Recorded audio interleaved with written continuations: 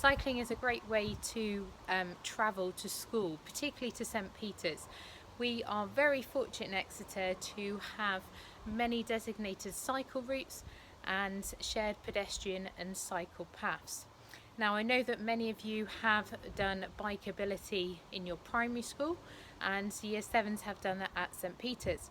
And also many of you enjoy cycling with your friends and family. So why not travel to school on your bike? Now, before setting off, there are a few things that you need to check. Number 1, your brakes. 2, your tyres. And 3, your gears. It's important that your bike is ready to travel to school on. You also need to have a bit of a checklist in terms of equipment. Do you have a helmet? Okay, does it fit properly, and is it on your head? It's no use if it's dangling on your handlebars. Do you have a bike lock so that when you get to school you can secure your bike safely? Do you have some lights? Particularly if you're staying to extracurricular clubs, you'll need those to be travelling home. And fourthly, do you have a bell on your bike?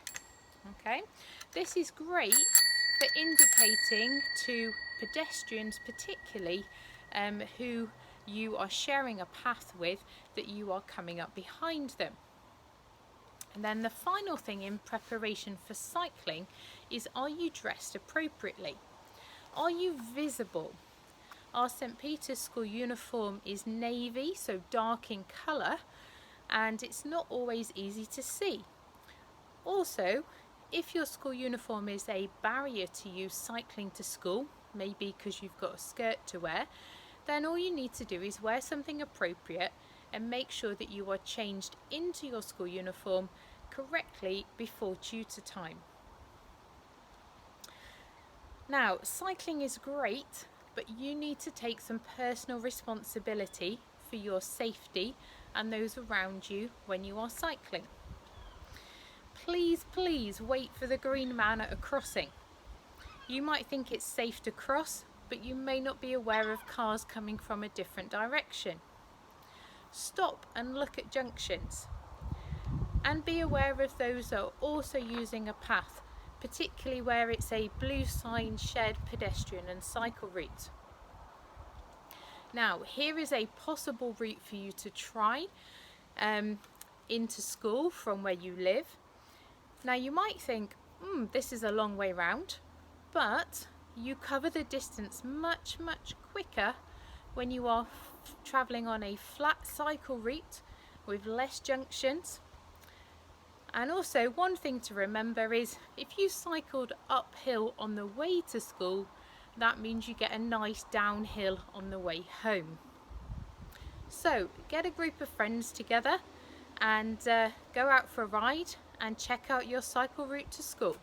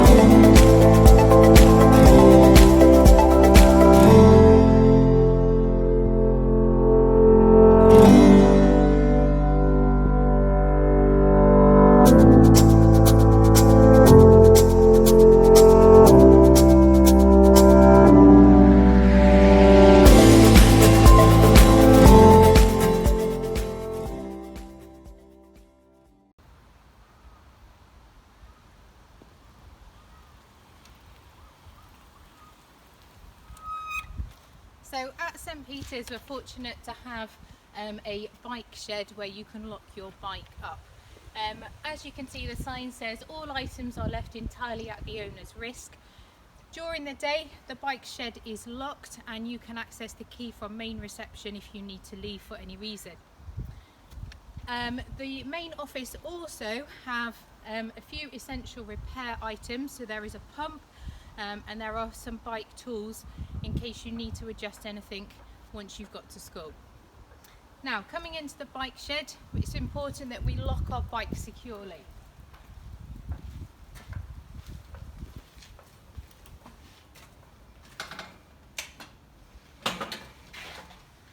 Okay, so using something like a D-lock, which is pretty indestructible, okay, to lock your bike.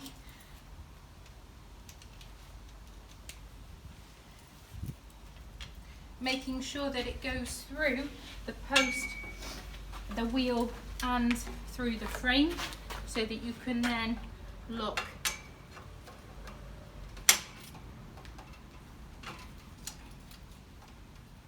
your bike securely to the post. Okay. Remember to take anything else off your bike during the day. So if you've got your lights on your bike, you need to take that off. Any water bottles and your helmet as well. You can take that into school and pop it in your locker to stay there during the day.